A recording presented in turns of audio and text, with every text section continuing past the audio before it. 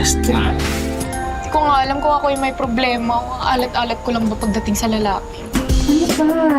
Bihira na nga lang tayo magkita eh. Enjoy naman natin to. Oh, ayan. Sige na, bilisan mo na.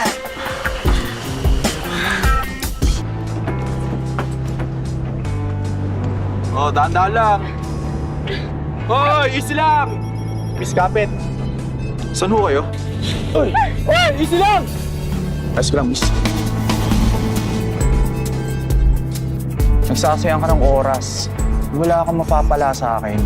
Meron. Okay.